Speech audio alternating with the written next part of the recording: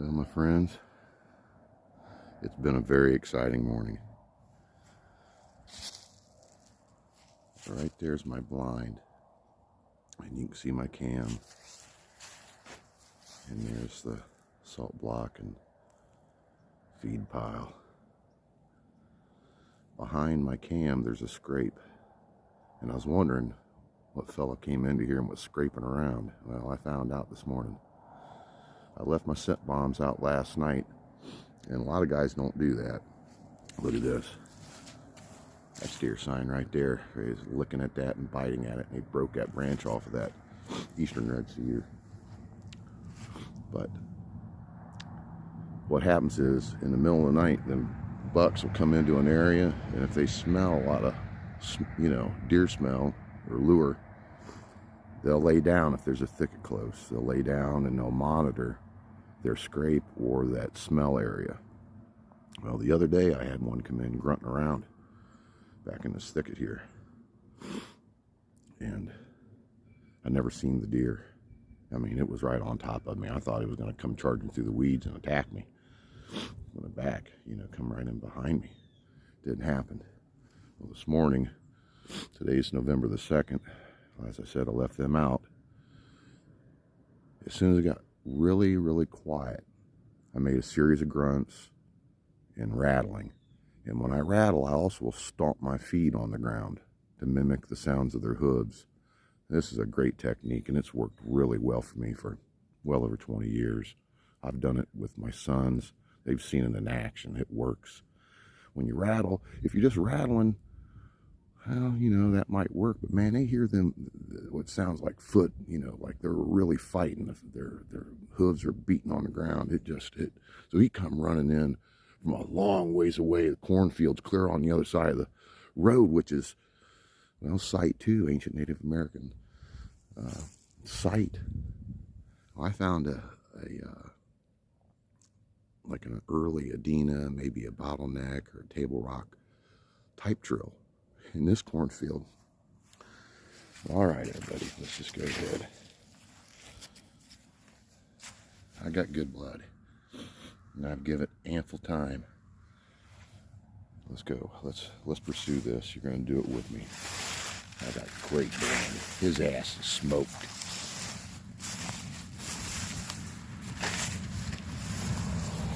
Yeah, I got great blood. I got great blood.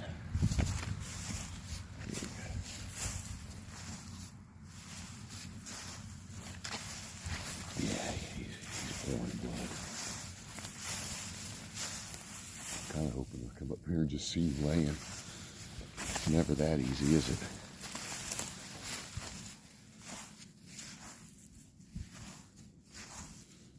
Okay, which way do we go here?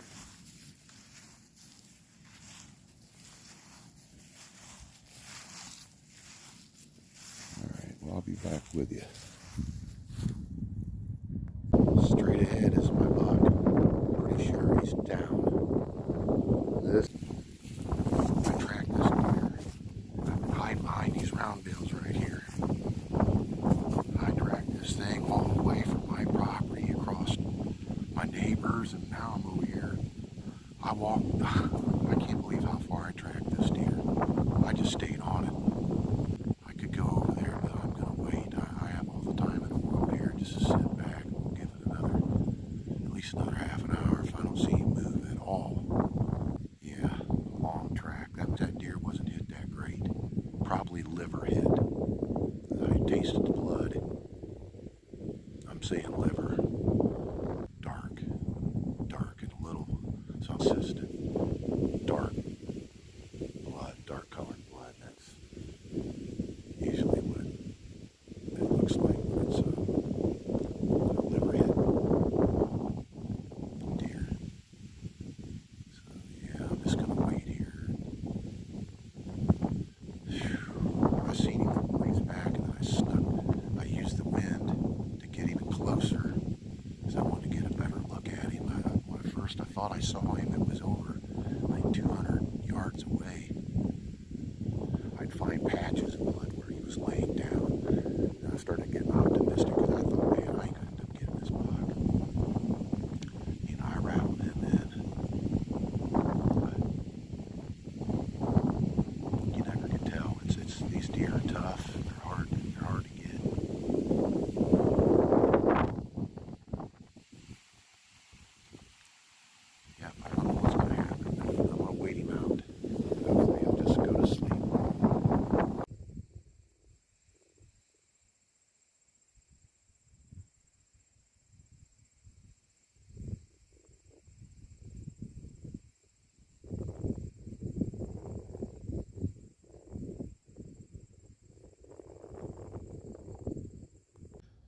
I tracked this deer farther than I've ever tracked any other animal. I've been a conservationist for a very long time. So let's check out this deer. It's a 9-point. Rattled him up. Yeah, he goes out as wide as his ears wrap around. So you can see I can just barely fit my hand in between there. Yep, not bad at all. Pretty decent buck. Yep, but there you go. Taken on my property. 3 of the last 4 years, I've harvested a buck on my property. So I'm pretty happy with that. Landowner tag. That means I didn't purchase a tag, no license. You know, I pay property taxes to the state of Ohio, which is higher than I'd like, but you know, hey, you got to pay your share, you know, when it comes to things like that. So you just do it.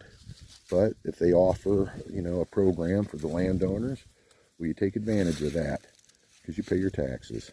What a buck. What a strong buck. What an intelligent buck. This guy, the way he tried to evade me and just through the thickest, the distance he went and through the thickest stuff in this neighborhood, it was, as a tracker, I was so proud of myself. You know, it's my finest moment as a tracker.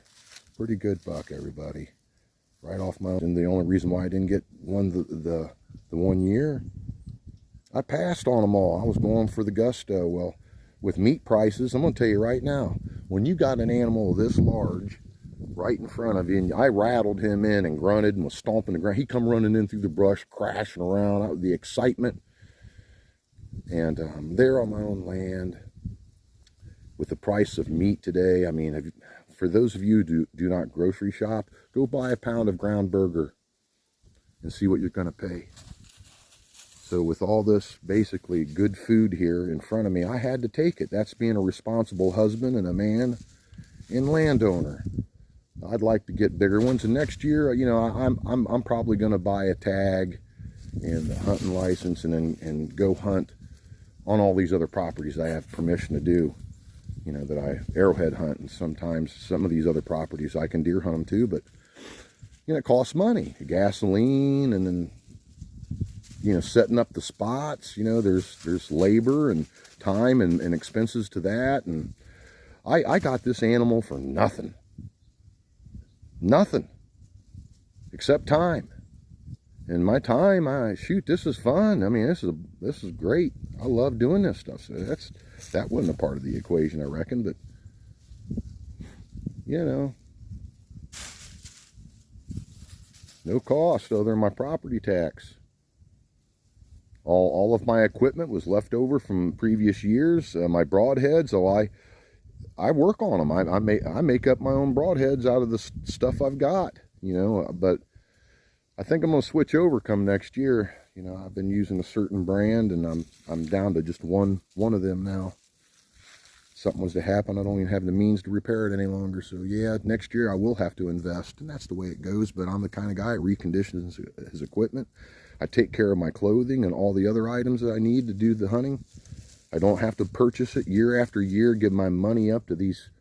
That's something else that's irking me about deer hunting. It's becoming a business, and the expectations are getting set so ridiculously high. You know, I won't mention any names, but I don't have no deer farm. I don't have a fenced-in area where I keep in a bunch of genetical freaks that I'm pumping full of steroids, or some other crazy scenario where people are spending thousands and thousands of dollars to kill these big deer. I got a Buckeye Big Buck Club deer off my own property. So when I done that, I said, to hell with it. I'll just hunt at home for nothing. And I'm already kind of an accomplished hunter with 3 entries into the Buckeye Big Buck Club. Prove it to see, you know, to see other men spend thousands of dollars on this stuff, I think that's insanity. But yeah, when I was tracking this deer, I saw a giant. I saw a giant. And that thing, he would have scored at least 170. He was with a doe. I was looking for him and walked up on a giant. So that's really bugging me. It's bugging me. And I have permission for the woods too. As a matter of fact, it's the same deer I killed my 199 7/8 deer out of. The thought that deer It's over there, and I can see the woods from here. Oh, that bugs me. So I did tell the wife next year, I hate to do this, but we're going to have to spend some money on tags and hunting licenses so I can travel off the property and pursue these big bucks. So there you go, everybody. Thanks for watching. I appreciate it. Yeah, this is my 2023 buck off my own land with a landowner tag. Harvest time was, I think, 1 p.m. It's the longest tracking job I've ever done in my life, and it's because he was liver hit. That's the truth. It was a mortal wound. Lost my phone inside the biggest thicket in western Coshocton County, and then backtracked the blood to find my phone. Had it on silent, so there wasn't no calling it to find it, and I did it. I found the phone. It was crazy, and the distance, it just, yeah, my finest hour.